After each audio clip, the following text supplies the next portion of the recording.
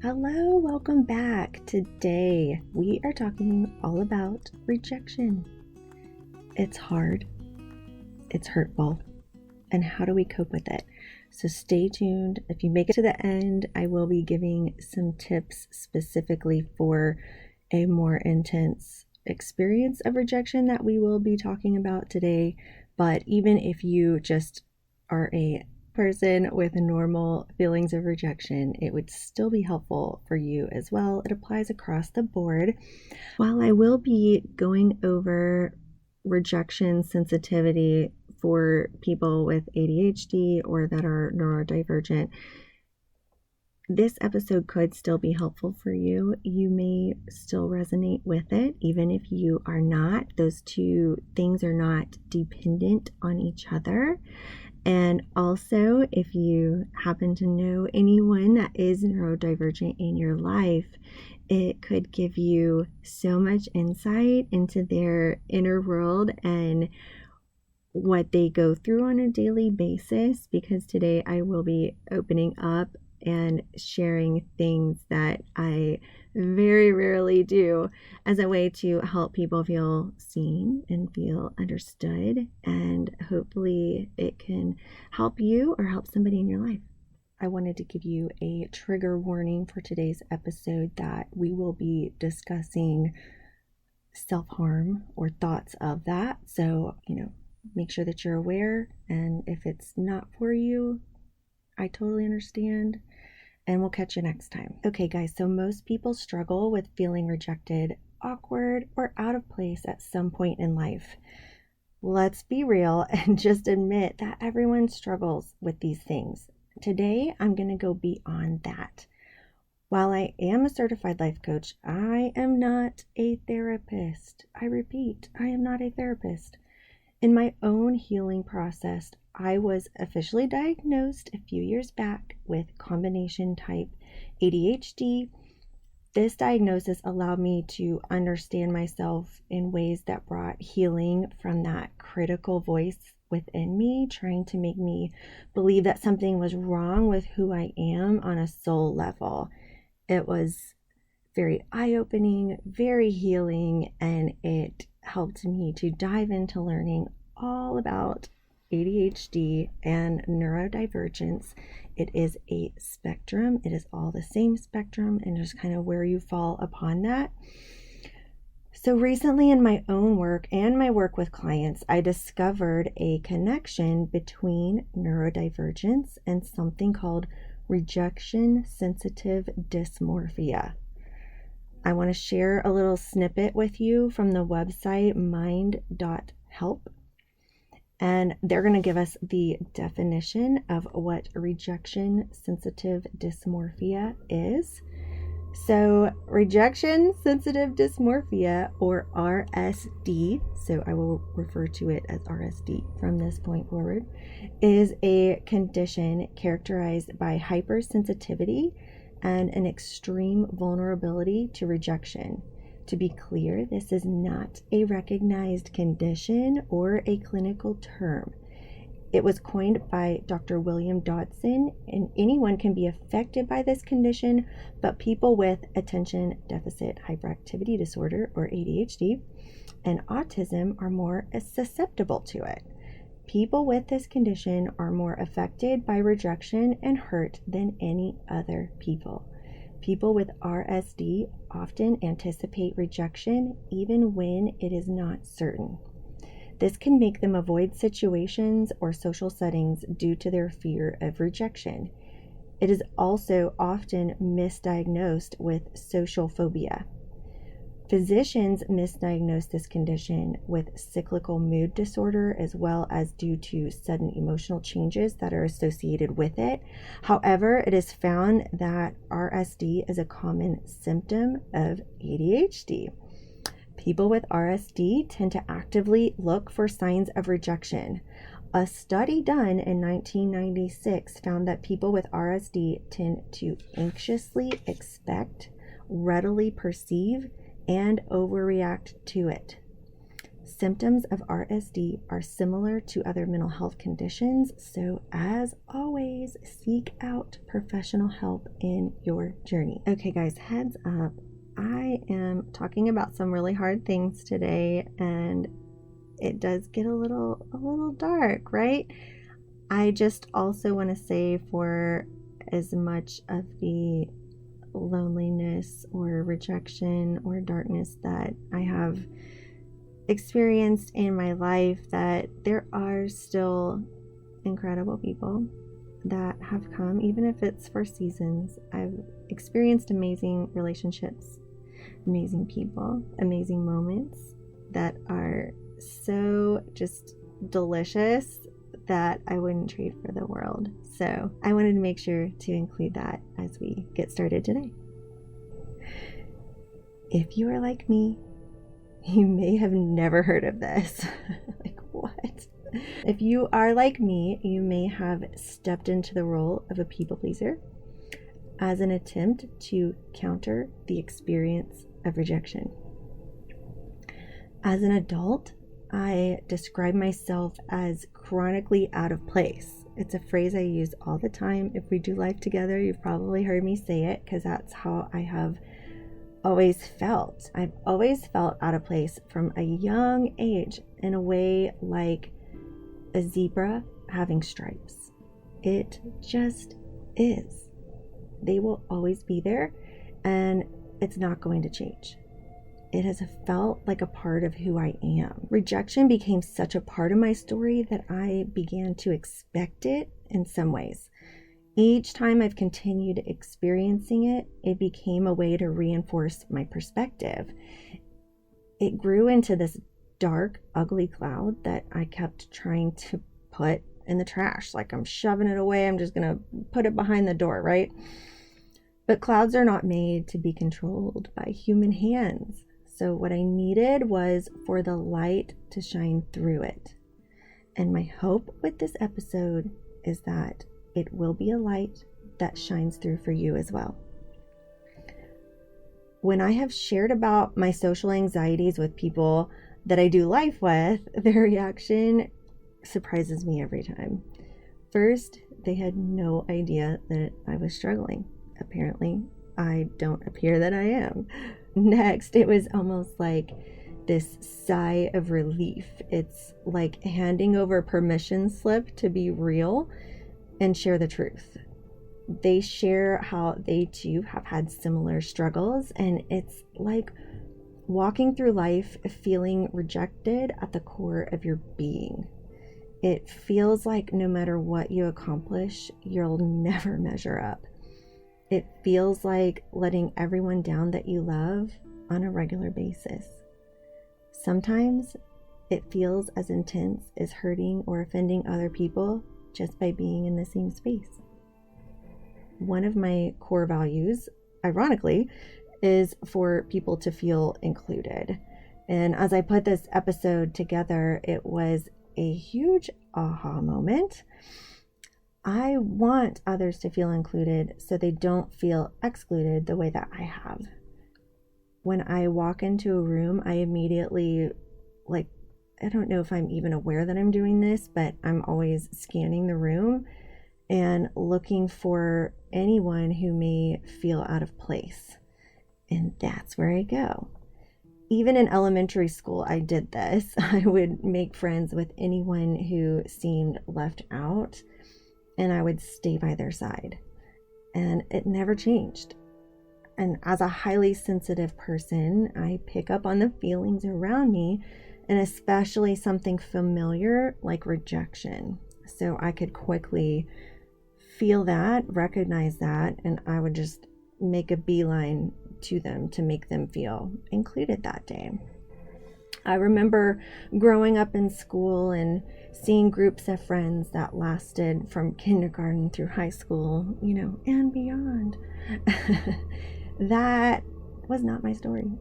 I was the one who would catch glimpses of belonging, but couldn't seem to stay part of any one group. So by fifth grade, which I've talked about fifth grade on a previous episode, thanks to that favorite teacher of mine, I had become brave and began to socialize more. And by the end of that year, I had been pushed to the outside. So it felt like all those efforts were, not worth it in some ways. And so I really began to feel alone once again. In middle school, it was the same experience. And I mean, let's just be honest, middle school just plain sucks. Sucks for everyone. If it didn't, good for you. I'm so happy for you. And I don't say that sarcastically, genuinely. That's amazing. You should cherish that. But middle school is very hard and very lonely. It got so bad and so lonely for me at one point, and sprinkle that in with previous friends using me as the target for their insecurities on a daily basis, being bullied, surrounded, called out. It was a lot. And it got so bad that I did struggle with thoughts that the world just may be better off without me in it. And it was a really low point. I want to share that because I know that I can't be the only one that's been through something similar. As I got into adulthood, before I had awareness of my own neurodivergence, there were experiences that just kept reinforcing this story. There were events and birthday parties that nobody came to. Have you ever had that happen? I mean, plan it out, all the activities, do the invites, get everything ready, and literally 0 people show up. It's happened to me. That was a lot. So I went through a lot of hard things in adulthood over and over, where people just don't know what to say, so they say nothing. If you haven't had life at you yet, is the best way to put it, you may have no idea what I'm talking about. If it has, you know exactly what I'm talking about. When there's these big, hard moments that are so hard, it's like people, their heart is good, they want to help, but it's like they don't even know what to say, so they kind of just back away and don't say anything at all. And my adulthood was just filled with a series of intense events like this, and so it just got kind of lonelier and lonelier. That loneliness again kind of pulled back that dark cloud that had always been there. It really started to grow again, and at one point it felt like that cloud was storming for years, and in a way to keep people away, if that makes any sense at all. So back to RSD specifically and explaining what that is and how we cope with it. I'm going to be teaching you some information from a website called neuroclastic.com. They have incredible resources, and I want to share how they explain RSD and how it can impact your life. Because what do we do, right? What do we do when this giant cloud is over us and we feel nothing, we're experiencing nothing but rejection in our lives? How do we cope from there? First, we need to know what this is and get awareness of what's happening. So RSD is experienced as a heightened sense of rejection. Have you ever had any of these thoughts? They'd all be better off without me. This friendship was never worth it. I need to just quit my job. I'm deleting my social media accounts. I have to get away. I've got to leave this group. Rejection can be felt as actual physical pain, discomfort, and sensory overload. Here are some helpful things to know if you are neurodivergent and experience RSD. Being different can mean being rejected more frequently. You'll often be able to recall intense rejection as if it happened yesterday, no matter how long ago it was. You may have a more intense sensory and emotional reactions. You may have more difficulty reading tone. You may be tired of being underestimated. Each rejection reinforces the experience, and over time, it keeps adding up. Neuroclastic.com describes it as bricks that build our walls. These experiences, right? These continued rejections. Bricks that carry messages like, what's wrong with you? You just need to toughen up. Why are you crying? Why are you here? It's not that loud. What are you wearing? Do you ever stop talking? That's not even funny. All these little messages that we carry. So with ADHD, I was often forgetting things, not finishing what I started, doing things the wrong way, not caring enough, being too emotional, and not being emotional enough. I soon ended up carrying so much baggage relating to how I'd been rejected that it felt like everything I did would result in rejection. After a time, we often learn to become people pleasers to try to counter the rejection by being more helpful, seeking approval, and saying yes to everything because we are trying to counterbalance that teeter-totter of rejection and approval. This turns into a cycle or a loop that feels impossible to get out of.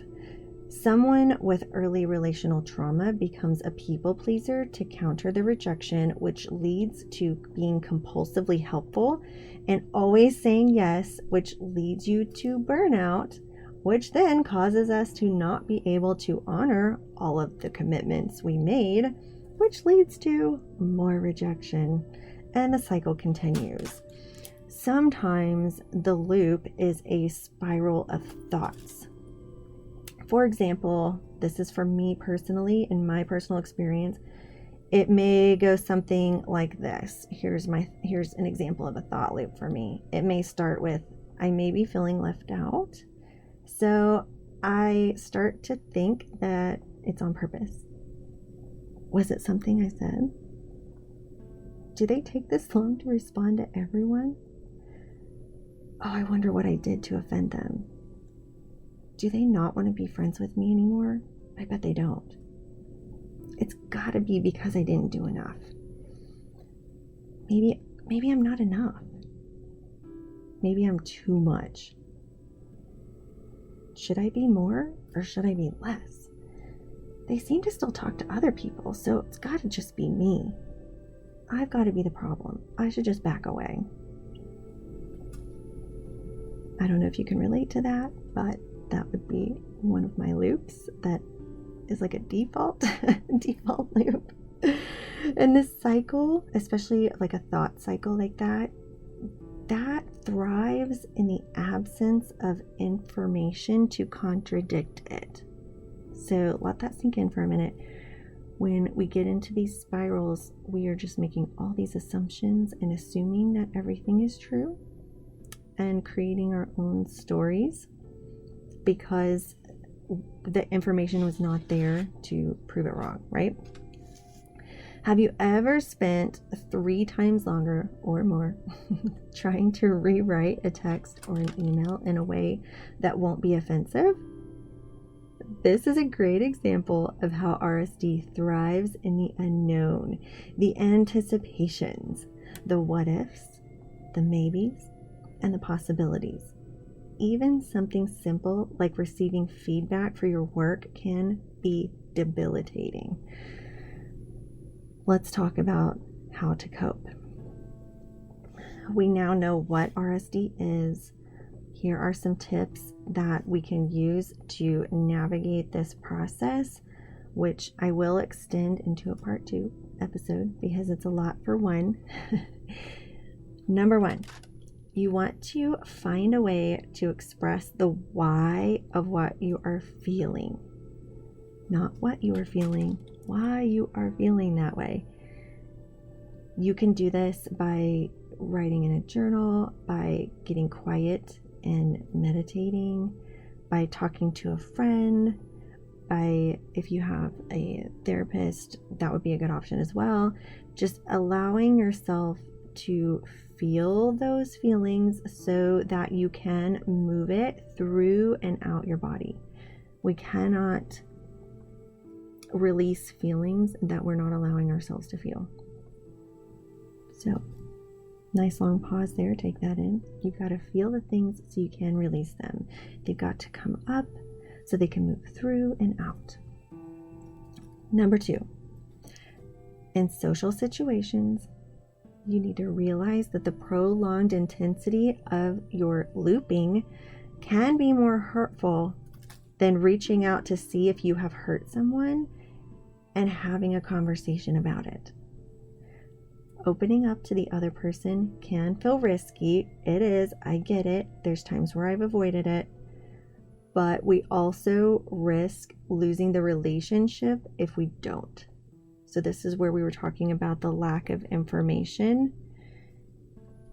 You've got to get the information.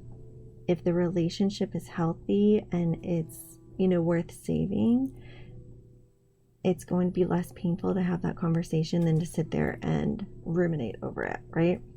Of course, there are so many relationship dynamics that we are not talking about today, which add complexity to this scenario. So again, let's just assume this is for a typical healthy relationship that is balanced. Number 3, let's talk about work. In a work environment, it may be helpful to ask for more consistent feedback. If this is you and you have RSD, that I know that made you cringe in your soul, but stick with me, okay? I'm going to explain why. Ask for more consistent feedback to reduce the anticipation. It is the anticipation of the feedback that is the worst part.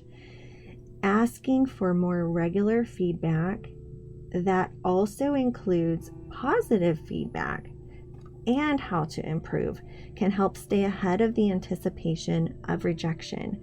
So if you struggle with this, it would be worth having an honest conversation to your boss, and they may be completely shocked and surprised that you struggle with this at all, because people that really don't, it's not even a possibility to them. They don't think that same way. So they have no idea. And if you work there, it's because they want you to, right? They want you to succeed. So asking if they can include what you're doing well so that there's positivity in there sprinkled in. And then with areas to improve and do it on a more regular basis so you're not anticipating will help you to be able to cope with that anticipation. Number 4 is that you need to realize that all thoughts are not true.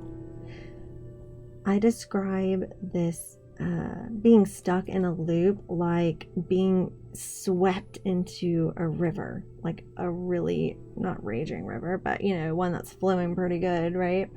So it's flowing fast and maybe I'm on a raft and I don't even realize it. When you're in that loop, it's time to swim to shore. I equate this to getting out of the water, stand on the edge, and watch the river flow by.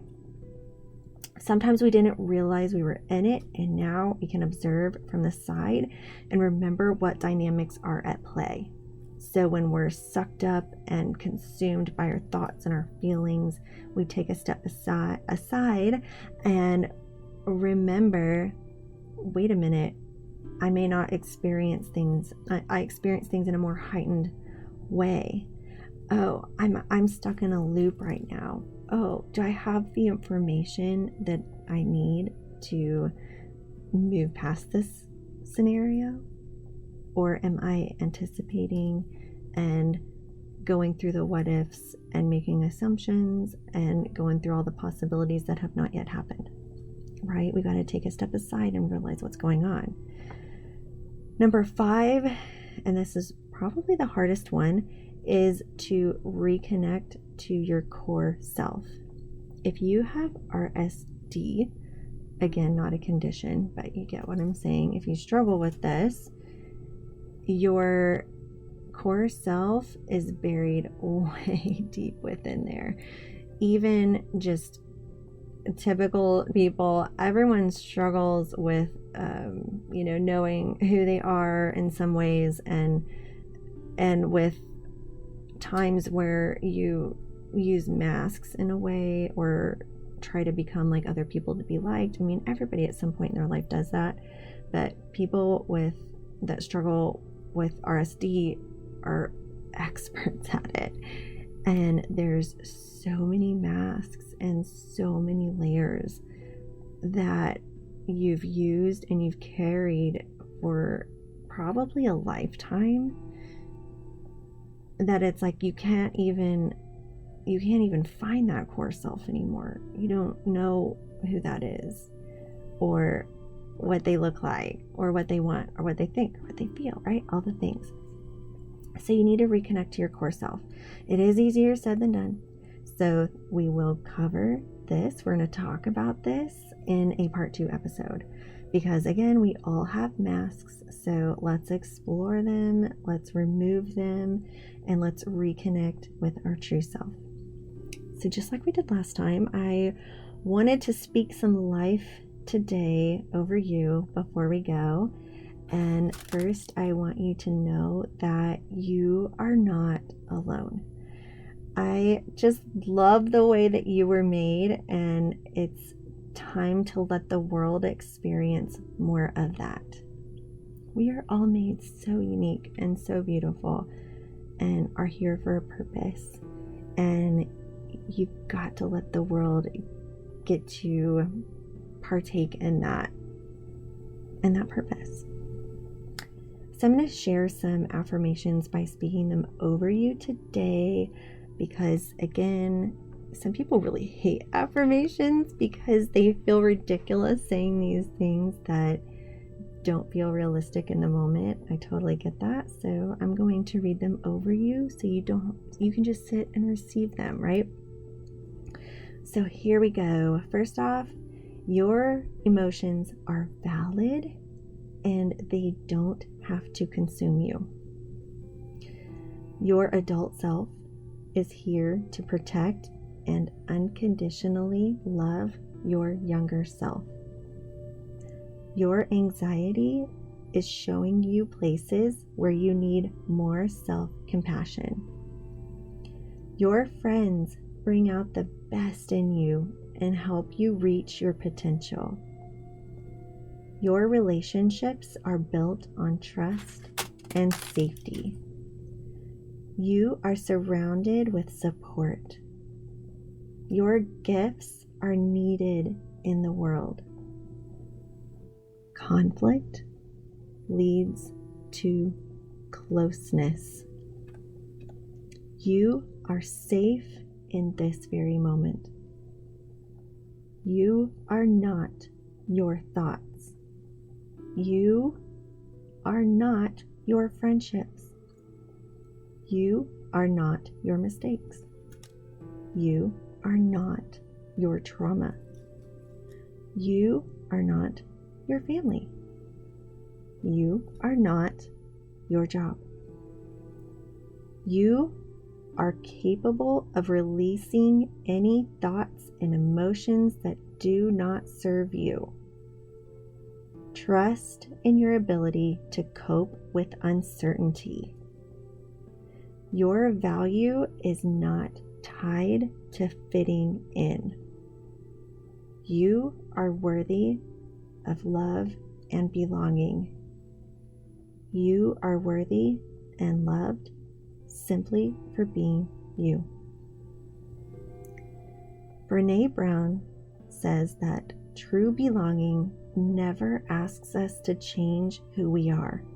True belonging requires us to be who we are. If you made it this far, I'm guessing this is something you resonate with. My hope is that this episode helps the light begin to shine through your cloud. I know that sharing my story allowed more insight and more light to shine into my own. So thank you for being a part of that. And if you found this helpful and would like to support my work, please like, subscribe, all the things. But most of all, send it to somebody who you think that it could help. Until next time, I appreciate you.